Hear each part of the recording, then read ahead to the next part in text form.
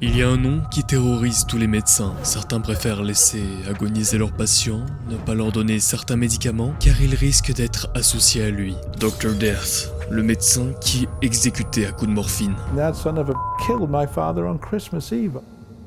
Kathleen Grundy est morte à l'âge de 81 ans, en juin 98. C'était l'ancienne maire de la petite ville de Hyde, au sud-ouest de Manchester. Pourquoi je vous parle de ça? Parce que sa mort, elle est un peu étrange. On l'a retrouvée sur le canapé du salon, en habit de jour. Déjà, c'est un peu inhabituel pour une mort naturelle. Mais surtout, elle a laissé un testament auquel personne ne s'attendait. Elle redit ses enfants et lègue presque toute sa fortune à son médecin, le docteur Arnold Chipman. Le tout écrit dans un style qui ne lui ressemble pas. Même sa signature est bizarre. Forcément, sa fille Angela est suspicieuse. Alors elle parle de ses inquiétudes à la police. Une enquête est ouverte, on analyse le testament, puis on décide d'exhumer le corps de la vieille dame pour y faire des prélèvements, voir si la mort est bien naturelle, comme le précise le certificat de décès. À cet instant, tout le monde est convaincu qu'on va découvrir quelque chose. Un médecin qui influence une personne âgée malade pour récupérer sa fortune, c'est glauque, mais ça s'est déjà vu. Quelle erreur! Aucune des personnes enquêtant sur l'affaire n'était prête pour ce qui allait être révélé. Car Harold Chipman, c'était un monstre de la pire espèce. Un homme capable d'exécuter à tour de bras, tuant jusqu'à plusieurs fois par semaine. Pendant 24 ans, il va réaliser l'une des plus longues séries macabres que l'humanité n'ait jamais connues. On lui attribue jusqu'à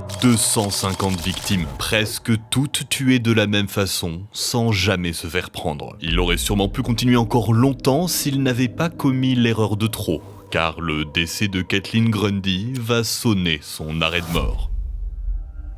Chipman, né à Nottingham en 1946, passe son enfance dans cette maison, aime le rugby et est plutôt apprécié de ses camarades. Ce qui va vraiment marquer son enfance, c'est son rapport à sa mère, Vera. Loin d'être un génie, c'est celui de la fratrie qui réussit le mieux. Grâce à un travail acharné, il est la fierté de Vera, qui s'assure de lui faire comprendre à quel point il est spécial et ne l'encourage pas vraiment à se sociabiliser. Alors, quand on diagnostique un cancer avancé à sa mère, le choc est grand pour Arnold.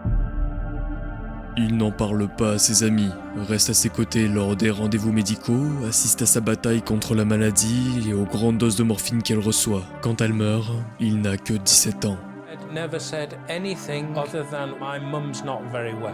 Certains pensent que c'est l'origine d'un profond traumatisme chez lui.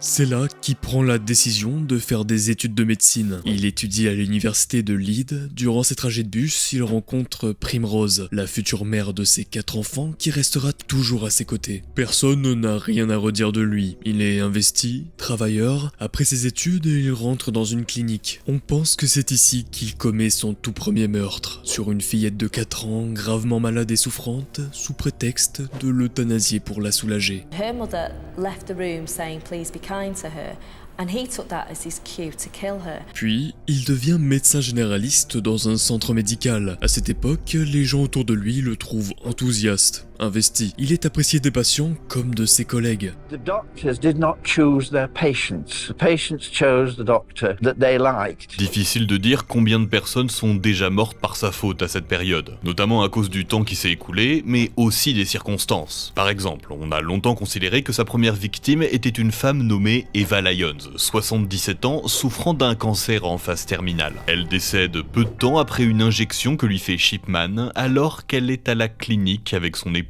Le problème, c'est que le mari n'a jamais rien dit, parce qu'il était convaincu que le docteur avait simplement aidé sa femme à partir en donnant une dose d'antidouleur un peu trop forte. Même quand c'est illégal, ce sont des choses qui peuvent ou ont pu arriver. Personne ne sait comment il va réagir face à la douleur de ses proches. Ici, on soupçonne surtout Chipman d'avoir profité de la faiblesse émotionnelle de ses patients pour assouvir ses pulsions meurtrières. Mais c'est particulièrement difficile de discerner le vrai du faux à ce moment. Il y a pourtant des signes inquiétants. Notamment une fois, un jour de janvier 75, où 3 de ses patients décèdent le même jour. Mais il n'y aura jamais de preuves suffisantes pour avoir une certitude. En plus, Chipman cache un autre secret. Il est accro à la pétidine, un antidouleur puissant, utilisé notamment lors des accouchements. Il en obtenait en faisant des prescriptions trop lourdes et en récupérant les surplus. Ça devient vite trop dur pour lui de le cacher à ses collègues. Il sera obligé de quitter son poste, part en cure de désintoxication et sera condamné à une faible amende de 600 sterling. Au bout d'un an, il répond à une annonce pour un poste de médecin généraliste dans la petite ville de Hyde. Il ne cache pas son passé d'accro, parle ouvertement de son ancienne addiction et de ses erreurs, ce qui lui vaut la compassion de ses pairs, qui lui offrent une seconde chance. Il n'aurait jamais dû. Il va travailler pendant 16 ans et devenir un membre éminent de la communauté. Sociable, apprécié de tous, Dr. Shipman c'était le médecin de la ville, celui en qui on pouvait avoir confiance. Évidemment, pendant tout ce temps, il continuait sa série noire. Toujours avec la même méthode, en aidant des personnes âgées, souvent très malades. Ce sont ceux qui éveillaient le moins les soupçons. Après tout, les proches s'attendaient au décès. Qui viendrait suspecter que le gentil Dr. Shipman a accéléré le processus ? Il va vite se sentir pousser des ailes et décide en 1991 de passer à la vitesse supérieure. Il quitte le centre et se met à son propre compte, amenant avec lui quelques 3000 patients fidèles. Désormais, il n'a plus personne pour le surveiller. Il est libre d'agir sans avoir de compte à rendre. Et il ne va pas se faire prier. Comment c'est possible qu'avant le testament et la mort suspecte de Kathleen Grundy, personne ne l'ait soupçonné de quoi que ce soit ? Bah, c'est parce qu'on l'a déjà soupçonné en fait, mais ça n'a jamais rien donné. Par exemple, la médecin Linda Reynolds était allée voir l'enquêteur John Collard, car elle trouvait suspect le nombre de femmes âgées mortes sous le suivi du docteur, et surtout le nombre de fois où il avait lui-même fait le suivi de leur incinération. La police va mener une petite enquête, mais rien de concluant. D'après eux, Shipman était juste particulièrement investi dans le suivi médical de ses patients, même après leur mort. L'entreprise de pompes funèbres du coin a aussi trouvé ça louche. C'est Debbie et son père Alan qui s'inquiétaient du grand nombre de décès de femmes âgées retrouvées mortes dans leur salon, alors qu'elles n'étaient pas mourantes les jours précédents. Le truc c'est que le docteur est une figure respectée, ça paraît fou de s'imaginer qu'il peut être le responsable. Alan va pourtant confronter Shipman dans son bureau, mais ce dernier reste impassible, se contente de sortir le registre de décès et lui dit dans le plus grand des calmes « Vous pouvez vérifier. Tout est en ordre. » Ça ne va ne mener à rien. Entre eux ou en discutant avec d'autres personnes, plus ils en parlent, plus l'idée semble absurde. Un médecin qui tuerait ses patients. Mais pourquoi ? Il y a aussi un conducteur de taxi qui interviendra pendant l'enquête. Il explique avoir remarqué le décès de plus d'une vingtaine de clientes. Des morts soudaines de personnes qui avaient l'air pourtant en forme. Lui aussi avait réalisé qu'elles étaient toutes patientes de Monsieur Shipman. Mais que pouvait-il faire ? Accuser l'homme le plus respecté de la ville ? C'était se tirer une balle dans le pied. Surtout quand on n'a aucune preuve. On en arrive au cas de Kathleen, la fois de trop. Saito, tu peux nous faire un résumé de l'enquête ? C'est plutôt simple, Shipman n'a pris aucune précaution. On va retrouver ses empreintes sur le testament, une machine à écrire chez lui que le laboratoire identifie comme celle qui a été utilisée pour le rédiger, et il l'a fait signer à un autre patient sans lui dire ce que c'était, juste pour avoir un témoin. Puis surtout, la femme est morte d'une overdose de diamorphine. Ça devient compliqué pour lui d'expliquer la situation. Il a clairement inscrit sur son certificat de décès qu'elle était morte de vieillesse et elle ne souffrait d'aucun mal qui justifiait qu'on lui injecte des antidouleurs. Shipman se débat comme il peut. Ses empreintes sur la machine ?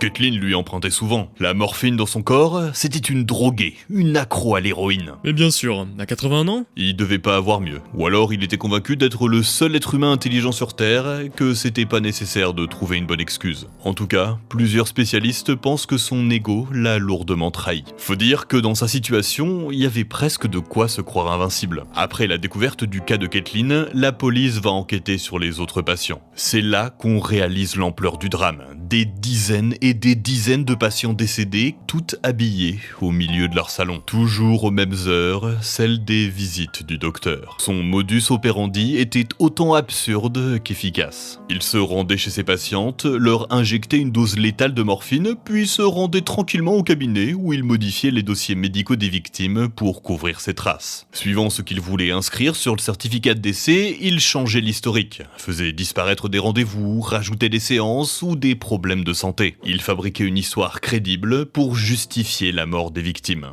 Mais il était tellement sûr de lui, tellement sûr d'être invincible qu'il ne prenait plus son temps. Il enchaînait les crimes, tuant jusqu'à 8 personnes le même mois. On aurait dit qu'il faisait ça sur des coups de tête. Parfois, il modifiait les dossiers médicaux avant d'aller tuer sa victime. Il se pensait intouchable. Les preuves continuent de s'accumuler. La police se rend compte que le nombre de ces patients morts est presque 3 fois supérieur à la moyenne mondiale. On réalise que certains patients sont carrément morts dans son cabinet. Lui se contentait de dire qu'ils avaient fait un arrêt cardiaque. Mais le plus fou, je crois, c'est quand on a découvert à quel point il faisait souffrir ses patients mentalement. Pour certains, il allait jusqu'à leur faire croire qu'ils souffraient de cancer. père, juste pour continuer à leur prescrire de la morphine, un moyen pour lui d'en avoir des stocks et de potentiels patients à exécuter. L'histoire la plus glaçante, c'est celle de Jim King. Alors qu'il était en parfaite santé, Shipman l'a convaincu qu'il n'avait plus que 18 mois à vivre et l'affaiblissait à la morphine. Son père a commencé à s'inquiéter de l'état de son fils qui se dégradait. Alors le docteur l'a tué pour le faire taire. D'après son témoignage, Jim a échappé à une dose mortelle à son domicile. Tout ça parce que sa femme était là pour s'opposer à l'injection. Pour s'assurer de la condamnation, la police va sélectionner les 15 cas qui avaient le plus de chances de mener à un résultat. 9 avaient été enterrés, 6 incinérés. Apparemment, Shipman insistait beaucoup sur les bienfaits de la crémation auprès des familles. Presque tous étaient morts des suites d'une injection de morphine. Arnold Shipman aura boni en bloc, refusé l'évidence. Il sera condamné à perpétuité pour ses crimes. On sait pourquoi il a essayé de se mettre sur un testament au final. Je veux dire, il avait pas l'air de faire ça pour l'argent, non? C'est compliqué. Ça lui est arrivé plusieurs fois de voler des bijoux sur les lieux du crime, on en a retrouvé beaucoup chez lui. D'ailleurs, je te laisse imaginer les disputes que ça a dû provoquer au sein de la famille quand on retrouvait pas la bague de la grand-mère. Mais s'il avait fait ça pour l'argent, il les aurait sûrement revendus. Il y a aussi eu d'autres cas où il avait déjà tenté de se mettre sur des testaments, sauf qu'à chaque fois, la famille l'avait empêché. Ça aurait pu paraître louche, sauf que souvent on parle de personnes âgées, en mauvaise santé, qui adoraient Shipman. Même si c'est lui qui les avait convaincus, la famille ne le soupçonnait pas d'en être à l'origine. C'était plus facile de croire à quelqu'un qui perd la tête. Et aujourd'hui, il est encore derrière les barreaux? Non, il s'est pendu dans sa cellule en 2004 sans avoir jamais avoué un seul de ses crimes. D'ailleurs, il y a plusieurs théories là-dessus. Certains pensent que c'est parce que sa mort permettait à sa femme de toucher une pension, d'autres que, justement, celle qu'il avait soutenue depuis le premier jour commençait à douter de son époux. Dans tous les cas, il a disparu sans jamais avoir offert la vérité aux familles des victimes. Son histoire va être un véritable coup de tonnerre dans le milieu médical, notamment en Angleterre. Personne n'arrivait à comprendre comment une chose pareille avait pu se produire, surtout pendant aussi longtemps. Ça a lancé une série d'enquêtes internes et ça a changé la manière de pratiquer la médecine au Royaume-Uni. Les procédures de vérification de décès ou de testament sont beaucoup plus strictes. On fait suivre les patients par plusieurs praticiens à la fois et, comme on le disait en intro, ça a refroidi de nombreux médecins l'envie de donner des doses supplémentaires d'antidouleurs à leurs patients. La peur d'être associé à Shipman si jamais quelque chose arrivait est bien trop forte. Aucun doute que même longtemps après sa mort, Dr. Death a continué de faire souffrir ses patients.